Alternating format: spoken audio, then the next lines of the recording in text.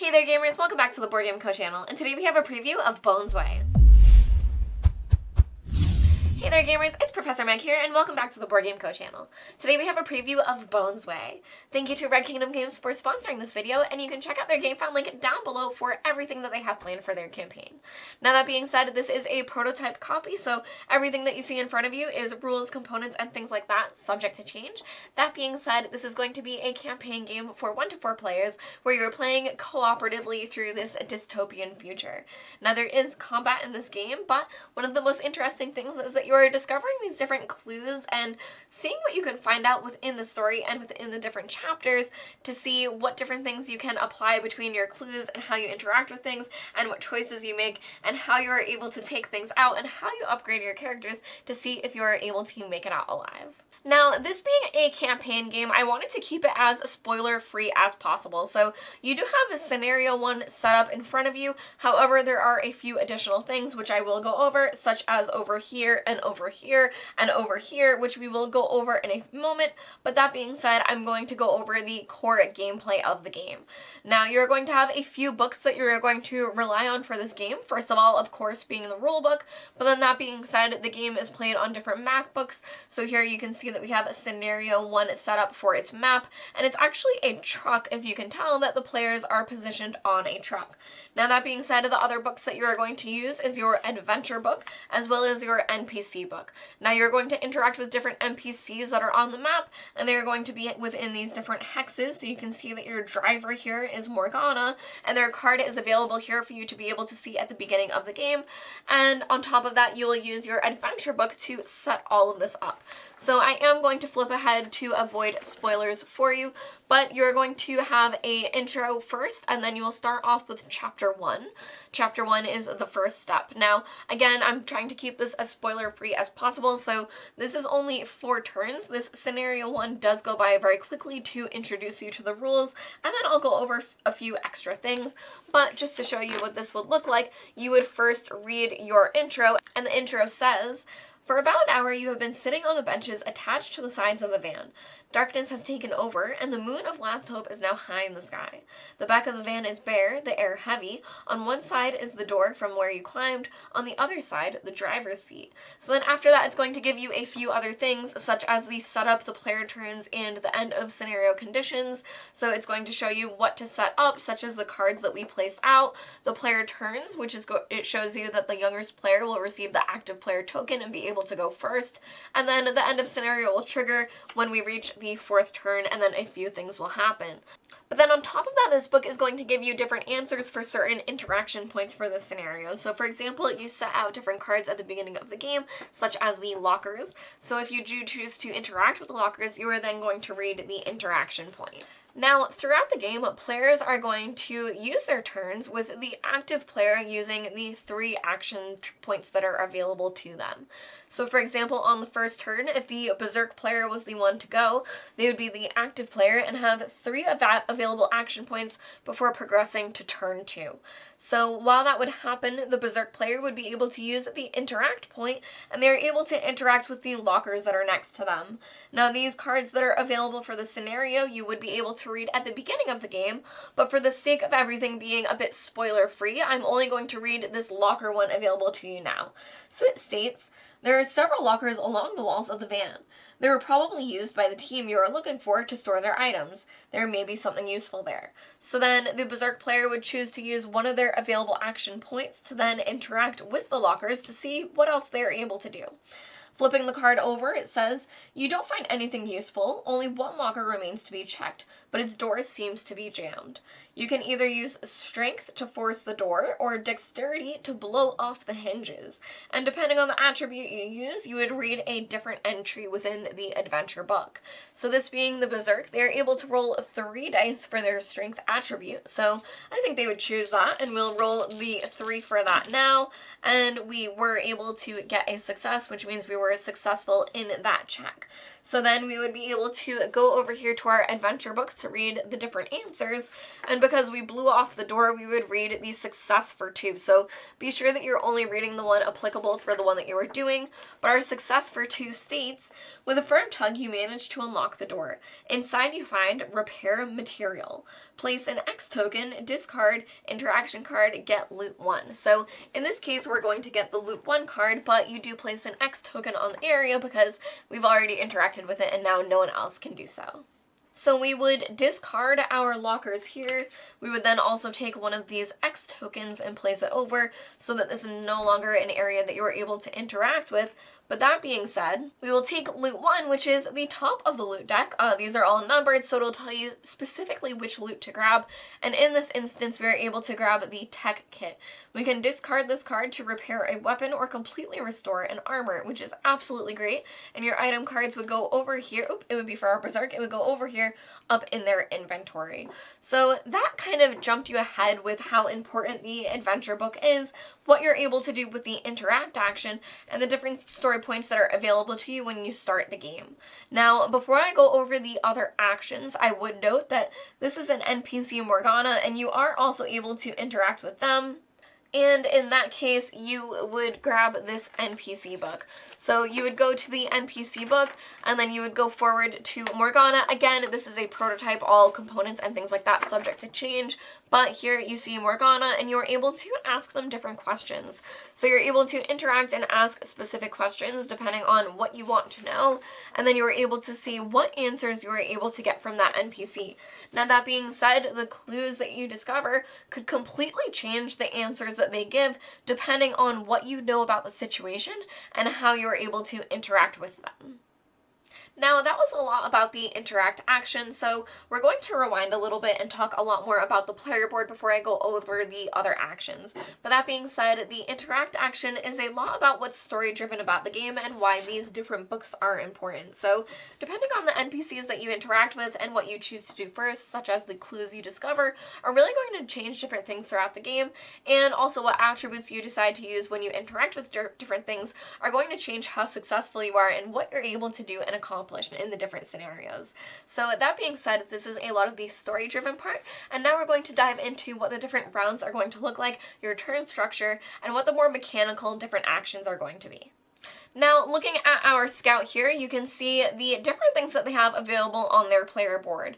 Starting off with the attributes that this character starts off with, you can see these are the different dice that they will roll to see what successes they're able to get when testing different attributes. So for example, their strength is only a 1 die, however, their different dexterity would be a 3 dice roll, so they would be able to roll 3 for that, hoping for a higher success. Now, there are only 2 successes on these 6 die, so they are pretty hard to hit. So that being said, we did just roll 3 failures, but we could roll again, and there you are able to see a success. Now, that being said, different conditions could potentially add black dice to your rolls. Other things could add it too, such as enemies and things like that. But when you are rolling that, they could potentially roll a red skull side, which would negate 1 success that you have from your roll. Now, those are going to be the different attributes that you are using, that you are testing throughout the game for the things that you are uncovering, and it is going to be your strength, dexterity, cool, and mind for the different things that the game will test. Now, underneath that, you are going to track your different actions, which is a really handy thing. You have 3 actions available, and you are not able to do the same 2 actions twice. I will go over all of the actions after I go over the full player board, but then after that, you can see the player's movement. So our scout is able to move 3, whereas our berserk is only able to move 2. After that, you have your fist attack. This one will deal 1 damage, as well as the same for the berserk. But then underneath that, players are also able to have their different weapons where those attacks are a bit stronger. Now, you do have a hand system where you can see here our rusty gun holds 1 hand, our knife holds 1 hand, and we have 2 hands available, meaning we're able to use both of those. But up here we have our berserk, and our hammer needs two hands, meaning that we need to use both of those to be able to use our hammer and use the hammer that's available to us. Now, players also have different skills available to them, and those skills are going to help them with different things. Here we have skills that help us all during the attack phase, but there are some that will help you during other phases as well. Now, some of the cards will cost you advantage points, so you can see here that quick reflexes would cost 1 advantage point, meaning that you need an advantage point available to be able to spend to be able to do that. You will also spend advantage points on other things, such as being able to re-roll dice, and you will be able to gain those advantage points when you are interacting with different story elements. Now, in the game, players are going to have 2 different health points available to them. They're going to start off with armor, and then they're also going to have regular health damage. And that's because some things will deal direct damage, but normally things will work away and deal damage to your armor and then deal damage to yourself. So, for example, here on our scout, you can see that they have 3 armor, and then they would start taking damage directly, whereas our berserk starts off with a bit more armor. Now, that being said, now that you understand armor, there are things here such as the ability that the scout has, the skill Look at Your Teddy. So during combat, they would be able to flip this card. If the berserk has no armor, meaning that they have taken at least that much damage, add a white die to the berserk's attack. Next attack. If the berserk attack is successful, berserk heals 2 HP for every success, up to 4 HP. So that's a way to help support your friend, because this is a cooperative game and every die will count, especially what you are able to heal. Now, the other actions that players are going to have available are move, run, exchange, and equip. So to move and run, they're basically the same thing. They both mean move, but you can only use each action once. So you're able to move up to your movement, and if you want to move again, you are able to run to be able to move a bit more, because that's very important throughout the game. You're also able to equip, which means that you are able to swap out the different things that you are using, and you are able to exchange. Now, you can exchange with a player no matter where they are on the map, which can be very useful and able to help you cooperatively progress throughout the game. So this game is all about the puzzle of it and the different things that you're able to uncover. So exchanging can be very important, and even if you need something that someone else has and you have nothing to offer, you're still able to use the exchange action to be able to ask for the thing that you need. Now, to give you a sense of the clues that you will uncover throughout the game, I am going to read clue 1. However, I am not going to show you how you get to this clue. I'm just going to read it, but it states, "A few days ago, the emissaries arrived. They proposed to the mayor to migrate the population to the metropolis. I did not expect him to be favorable, but then again, I found out that he was promised an estate in the agricultural district. By talking about a better and safer future, where they no longer fear the attacks of marauding gangs, he managed to convince everyone in favor of migration." So this hints you off that everyone is in favor of migration now, based on everything that was going on, and that your character also didn't expect it with whoever wrote this clue. Now, players are going to use the different clues that they find, as well as the loot, the NPCs that they interact with, and the different things that happen throughout the adventure book to hopefully piece everything together before the end of the scenario. Now, to go over a few things that you do not see here in scenario 1, because we do have the observe area that we are able to interact with, as well as Morgana, but you do only have the 4 turns available. When you move forward to other scenarios, there are a few things that are available to you, such as random events. Those events are going to trigger when you hit specific turn phases, so when you hit that turn phase, you will draw a random event, and that will then happen during the active player's turn. So, for example, an event here is Seismic Shock.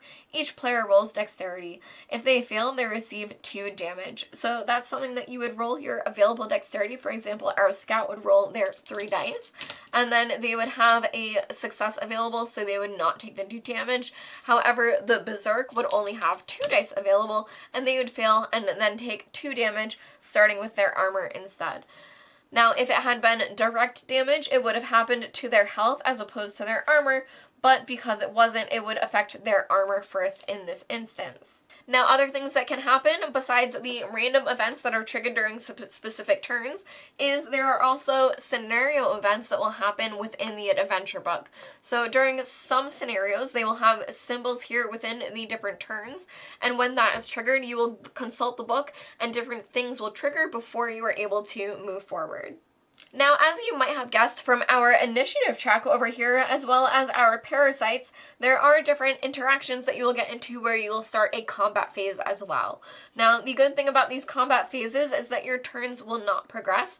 This part will be paused while you will be able to move over to have your different combat turns. But within those different combat turns, everyone will have an initiative which is randomly drawn from this bag, and then after that, you will then still use your different action points available to hopefully attack the different enemies, take them out. For example, these parasites only have 6 health each, but they're also attacking back for 3 damage, so they're able to do damage back to you. Now, when you are fighting these different monsters, you are also able to dodge them. So for example, here, you are able to use your dexterity to hopefully be able to dodge some, if not all, of the damage that they are doing. So, for example, here, again, our scout, they would roll 3 for their dexterity, hopefully blocking up to 3 damage from that monster's attack. Now, when they do attack, you will draw from the combat deck, so they will draw one of these, and that's how you will assess what they are doing. So, this one, for example, says, in the darkness, each player rolls dexterity. If a player fails, they discard an object from the inventory. If the player has no cards in the inventory, they receive 2 damage. And one other thing to note for both moving as well as range within this game is that diagonal does also count. So if you are able to move 3, you are able to go 1, 2, 3 and move that quickly around the different areas. In BONESWAY, players are going to play through scenarios that make up different chapters. Now, at the end of all of these chapters, you're going to be able to progress your characters as well, getting stronger and stronger, and you're going to have these different skill cards that make you pretty strong in combat. So the combat is going to be fun, interesting, and cool when you're using all of these different things available to you. But that being said, you're also going to have skill cards that apply when you are out of combat. And a lot of the game is going to be these logic puzzles when you are interacting with different story points and everything that you have presented to you both at the beginning of the game and the things that you uncover through both clues and the different interaction points throughout the adventure book. So a lot of things are going to happen depending on what chapter you're in, the scenario you're playing, and the different things that you're triggering depending on what turn it is. So there's a whole lot to uncover within BONESWAY and the different recruits that you're able to play as. If you'd like to see everything they have planned, you can check out the game found link down below. I've been Professor Meg. Thank you all for watching the Board Game Co channel, and I will see you next time. Bye!